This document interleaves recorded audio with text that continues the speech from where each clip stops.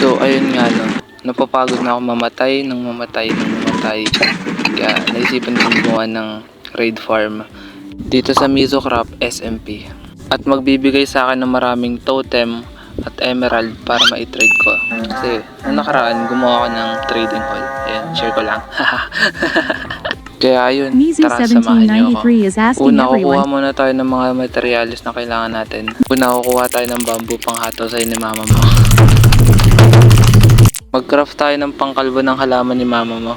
Nag-AFK muna ako dito sa gold farm mga 5 minuto. Ayun o, ang bilis, 36 agad. Pinagsama ko na yung mending tsaka yung fortune para, ayun, yun. Pro tips, sheesh! Pero guys, di ko talaga alam kung nagana yung fortune dito eh. Comment nyo nga sa baba. At ayun, nagtatabas na nga pala ako dito. Hindi ko talaga alam kung ilang stock kailangan ko dito eh. Subscribe nyo naman ako guys, gagawa ko ng magandang video sa susunod. Mas gagalingan ko pa. Ayun, tama na maraming dada. Ito na pala yung mga kailangan ko. Nakuha ko na silang lahat na. Yan, ito yung mga kailangan ko. At yun, gusto nyo na palang gumawa ng raid farm. Ito lang yung mga kailangan nyo. Yan. So dito guys, naghahanap na nga pala ako ng pillager outputs. Yun ba yun?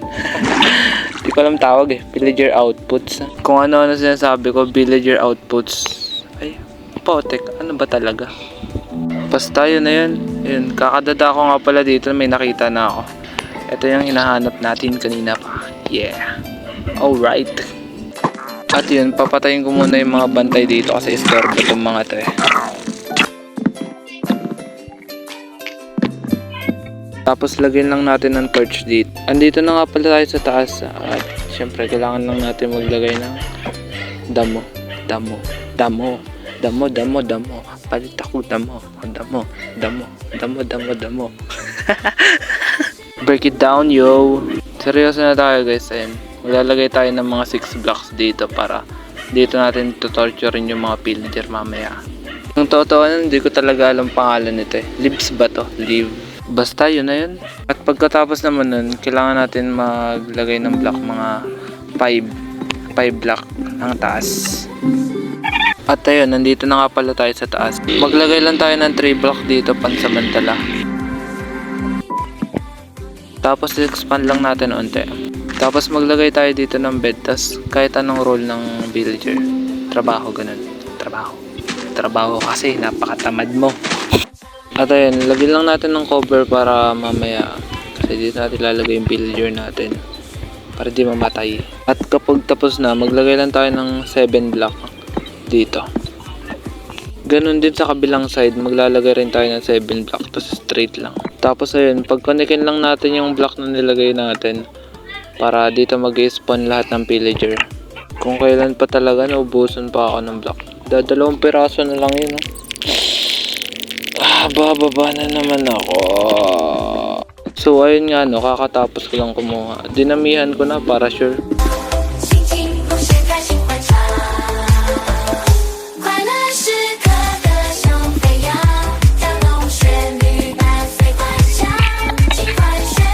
At ayun nga no, kakatapos ko lang gawin. Ang susunod naman, maglagay tayo ng wall dito. Mga 5 block, 6 block. Ayan. Yung taas.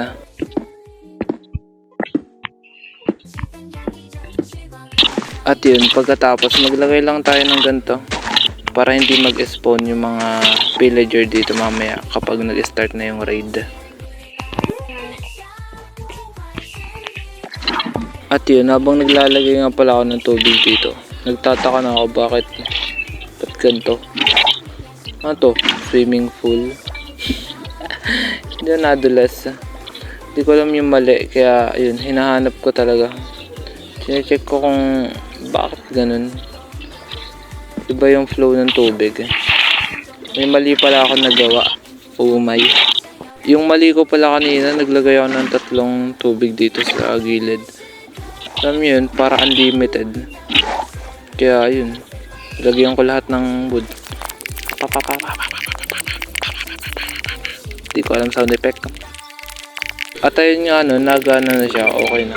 Hindi na kagaya kanina parang swimming pool. Lagay na natin yung tubig dito. Yan. Very good.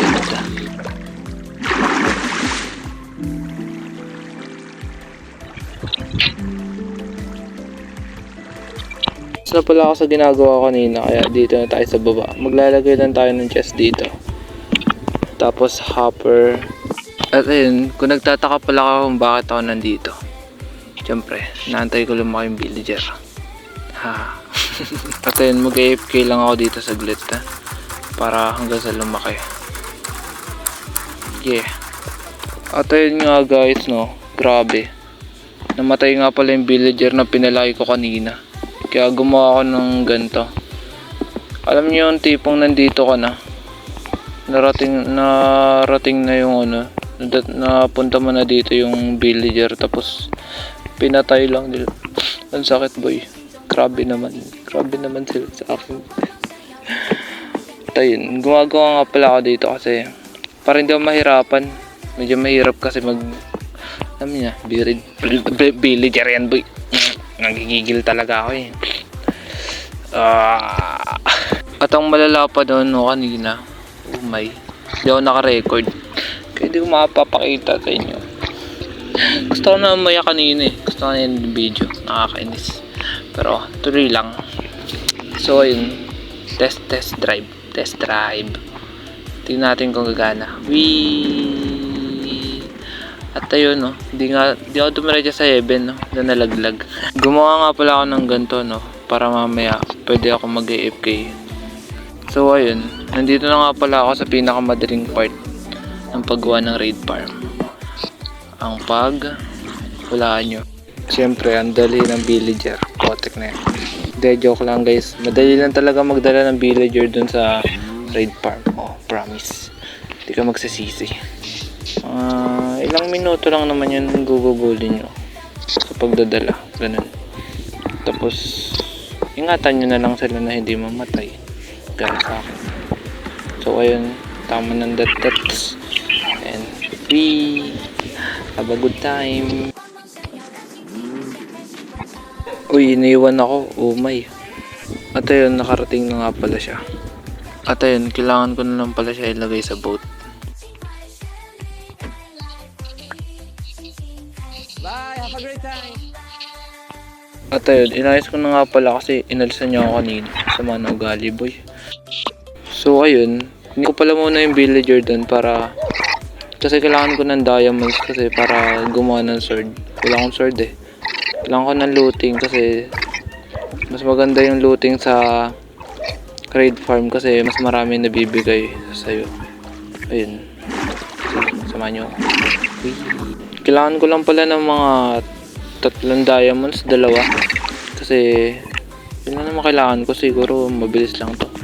Basic lang to, basic lang makakuha ng diamonds dito guys. Turuan ko paano. Sabi nasa Y59 daw yung maraming diamonds na nakikita eh. Kaya dito ako. So ayun guys no, kanina pa ako nagmimina dito, wala pa ako nakikita. Ayun, meron na. Nice one. Kaso isa lang. Ilan kaya ata? Tingnan natin. Kaya pa ako nagmimina eh. Grabe. Napakadami naman talaga oh. Iskamata sa 59 eh. Ayun nga no. Dito ako nagmimina kanina. Tapos may narinig ako. Ano kaya ito?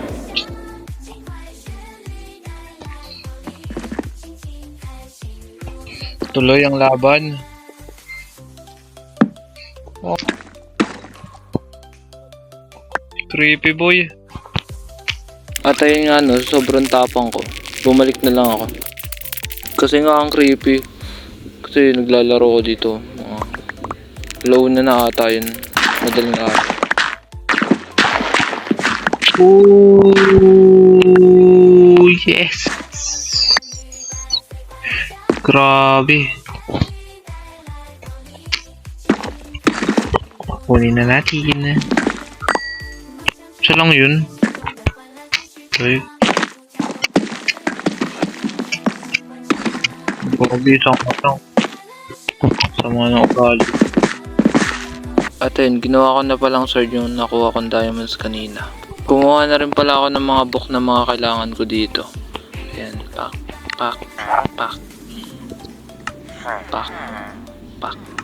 Tapos nag long ride na rin pala ako dito para mabilis.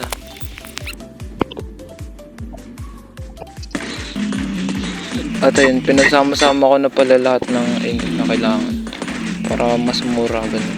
So ayun nga no, may mali ako nagawa kasi awit yung pre, nalagyan ko ng flame kaya to expand. Dadalhin ko na pala yung villager dun sa may raid farm.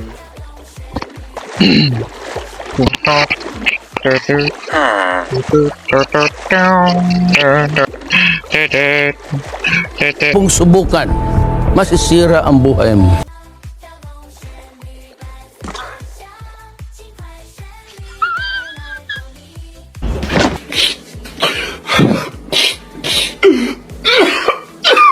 They ask you how you are. What the hell? You're not really. You can't get into it.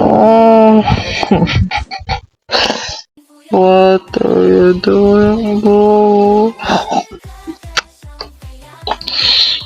Oh my.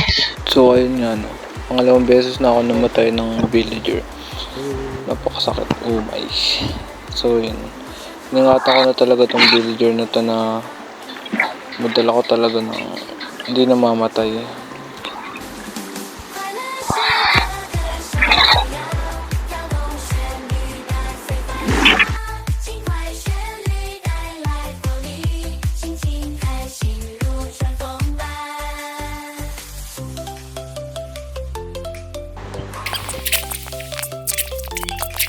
At ayun nga no, nadala ko na yung villager dito sa taas. Tinagal-tagal ng panahon. At ayun, tingnan natin. Long ride ka muna dyan, boy. Sana hindi mahulog. At yun no, naging successful yung ginawa ko kanina na ano bang tawag dito? Ano? Train to Busan.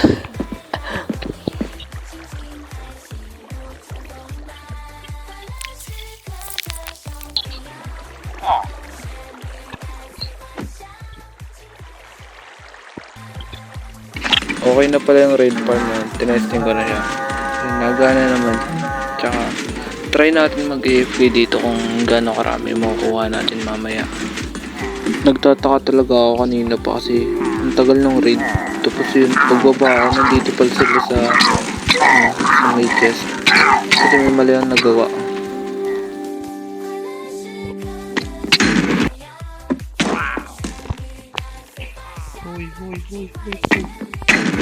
Patay ko na pala yung mga villager kanina. Inaayos ko na lang to kasi baka mag-spawn na naman dito. At tingnan natin kung okay na mamaya.